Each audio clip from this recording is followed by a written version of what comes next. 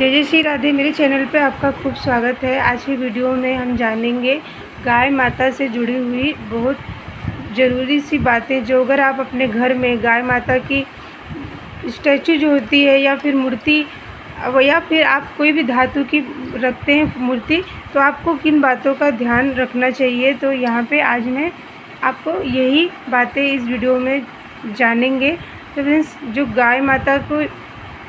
गाय को ना गाय माता का दर्जा दिया गया है और कहते हैं कि इन्हें 33 करोड़ देवी देवताओं का आशीर्वाद भी है और इनमें वास भी होता है। और गाय की फ़ोटो या मूर्ति अपने घर में आप चाहे धातु की रख रहे हैं या फिर आप मार्बल की रख रहे हैं, तो इसे आपको बहुत शुभ परिणाम मिलते हैं। और इसे हिंदू धर्म में ना इनको बहुत ज़्यादा से शुभता से माना जाता है। अगर गाय माता का दर्शन अगर हम हर रोज़ कर लेते हैं तो हमारे जीवन से कई तरह की परेशानियां वो अपने आप ही ख़त्म हो जाती है, क्योंकि गाय के दर्शन करने से हमारे जो सारे काम जो हैं वो सही शुभ समय पे हो जाते हैं। और फ्रेंड्स, यहाँ पे गाय को ना हमेशा बछड़े के साथ ही रखना चाहिए, क्योंकि जो गौ माता हैं वो शुक्र ग्रह से उनका संबंध है और जो उनका बछड़ा होता है वो केतु ग्रह से उनका संबंध बताया गया है। तो अगर आप गाय माता की सेवा कर रहे हैं ना, तो आपको बछड़े की भी सेवा करने से आपका जो केतु ग्रह है वो उसका बैलेंस सही रहता है। और गाय माता शुक्र ग्रह से संबंध है ना, तो इससे आपके जीवन में धन जो है वो आता रहता है और आपको धन की कभी परेशानी नहीं होती है। गौ की जो सेवा अगर कोई भी करता है तो इससे कहते हैं कि उसके जीवन में ना कभी भी कोई भी परेशानी नहीं होती है, क्योंकि गाय की जो शरीर है वो जो उनका पूरा शरीर ही बताया गया है कि उनके शरीर में ना 33 करोड़ देवी देवताओं का वास होता है। और इसीलिए गाय की सेवा करना और उनका दान करना बहुत ही शुभ बताया गया है। कभी भी गाय माता को ना हमें परेशान नहीं करना चाहिए। और इसमें हर तरह की गाय होती हैं। अब तो इतनी अलग अलग नाम से गाय हो गई हैं तो उनको नाम भी नहीं पता होगा। लेकिन फ्रेंड्स, यहाँ पे जो कपिला गाय थी वो बहुत ही सात्विक थी। वो उनको गंदगी चीज़ें नहीं खाती थी और वो उनका जो दूध था वो कहते हैं सोने के समान था। तो उस दूध से ना शिव जी का अभिषेक करवाया जाता था। तो इतनी पवित्र गाय माता की अलग अलग स्वरूपों की बताई गई है। और हमारे जो कृष्ण भगवान थे वो खुद गौ के रक्षक थे और वो गौ सेवा किया करते थे। और फ्रेंड्स, यहाँ पे ना आपको जब भी आप गौ माता को आप किसी को दान करते हैं ना, तो इसे आप उनको दान दें जो इनको ज़रूरत मतलब है। नहीं तो आप ऐसे किसी को दान हमें नहीं करना चाहिए कि वो उनकी सेवा भी ना करें, उनको चारा पानी भी ना दें। इससे भी कहा जाता है कि अगर आप कोई असली की गाय दे रहे हैं तो आप सोच समझ के दें। और कभी भी गाय माता का हमें निदार नहीं, उनको कभी परेशान ना करें, उनको कभी भी शरीर से उनके कोई कष्ट ना दें अपने, नहीं तो इससे आपके जीवन में कभी परेशानियां ख़त्म नहीं होती हैं। और आप अगर हर रोज़ उनका दर्शन करते हैं ना, तो इससे आपका भाग्य उदय होने लगता है। और फ्रेंड्स, यहाँ पे ना अब मैं आपको बताती हूँ कि गाय को हमें किस दिशा में रखना चाहिए। तो फ्रेंड्स, आप गाय को किसी भी दिशा में, चारों दिशाएं जो हैं उसमें आप किस दिशा में भी रख सकते हैं। आप अपने पूजा मंदिर में अगर जगह है तो वहाँ पे रख सकते हैं और उनका हर रोज़ जल अभिषेक कर सके, उनको चंदन तिलक करके फूल रख के आप उनको हाथ जोड़ के प्रणाम कर सकते हैं। इतना शुभ होता है गाय की सेवा करना। अगर आप मूर्ति की भी कर रहे हैं तो आप उनको हर रोज़ प्रणाम करें और उनके आगे कुछ भोग गुड़ का रख के, और जब आप रसोई घर में पहली रोटी बनाते हैं ना, उस गुड़ को रख के आपको जो है गौ माता को खिला देना चाहिए। जो बाहर आप गाय होती हैं उनको आप खिलाते हैं, तो इससे भी कहते हैं कि आपके जो है सभी ग्रह एक बैलेंस होता है। जो हमारे 9 ग्रह हैं उन 9 ग्रहों में अलग अलग चीज़ें गौ माता को खिलाने के लिए बताई गई हैं, जिसमें से अगर आप हर रोज़ उनको चाहे गुड़ खिला रहे हैं, अलग अलग चीज़ें होती हैं उनको वो सब। और यहाँ पे फ्रेंड्स, अगर आप गौ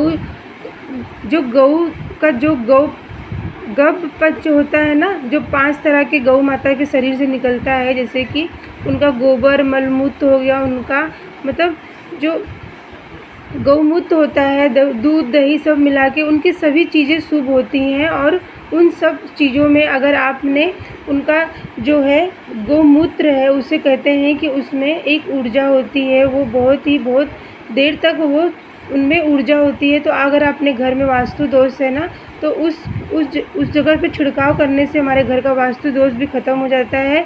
अगर किसी को आपके घर में नज़र लगी है तो उसको थोड़ा-सा एक बूंद पानी में, मतलब एक बूंद डाल के अगर आप उनको नहला देते हैं तो इससे भी उनके नज़र दोष ख़त्म किया जाता है।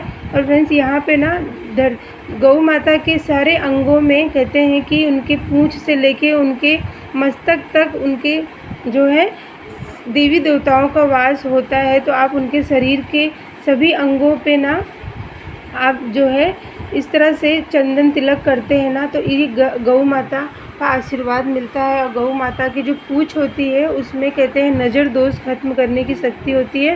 पहले जो हमारी मम्मी या दादी बताती हैं कि वो जो बच्चों को नज़र लगती थी ना, तो गाय की जो पूँछ होती थी ना उससे नज़र दोष ख़त्म किया जाता, उससे झाड़ा लगाया जाता था।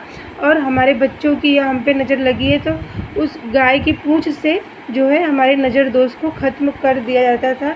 इतनी पवित्र होती हैं गाय माता। अगर सपने में या फिर आपको राह चलते हुए गाय दिख जाए तो इससे कहते हैं धन की प्राप्ति होती है।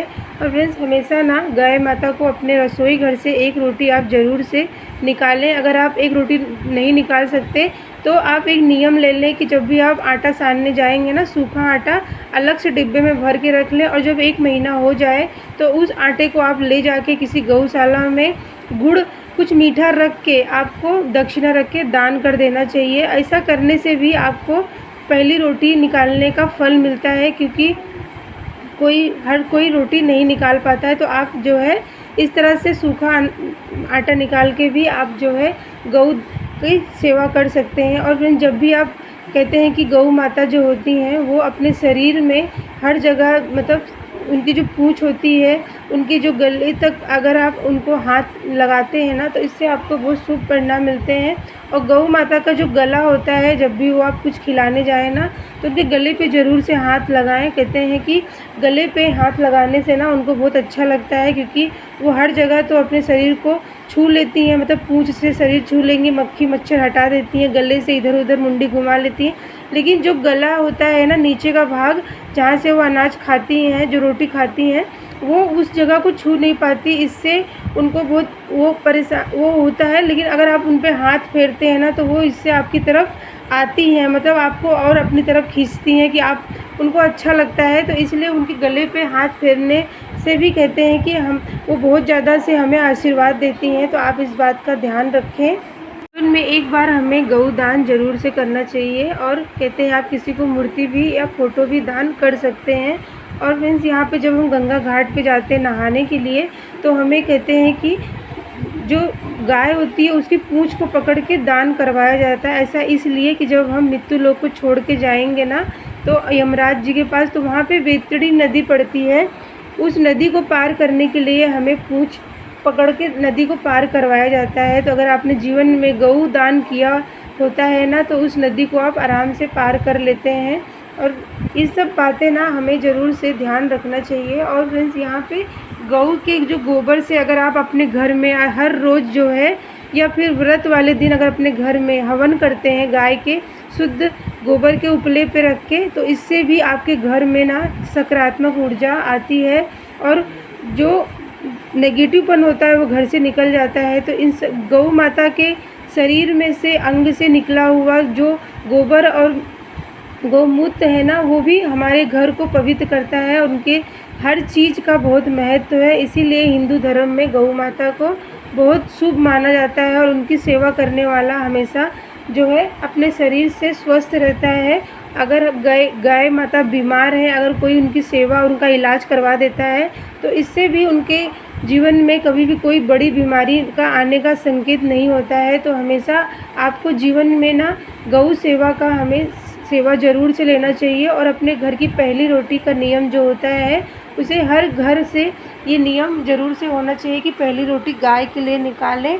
तो आपके घर में, आपके अन्न जहाँ रसोई घर है, वहाँ पे अन्नपूर्णा माता कहती हैं आपके अन्न धन भरे भंडार रखती हैं। तो ये सब बातें ना हमें गौ माता के लिए ज़रूरी होती हो। और अपने घर में इस तरह की मूर्ति अगर अभी तक आपने नहीं रखी हो, तो ला के आप ना अपने मंदिर में या पूर्व की दिशा से लेके किसी भी दिशा में आप मूर्ति को रख के आप उनको रोज़ प्रणाम करके हर रोज़ उनसे आशीर्वाद ले सकते हैं। तो फ्रेंड्स ये थी बहुत ही छोटी सी वीडियो।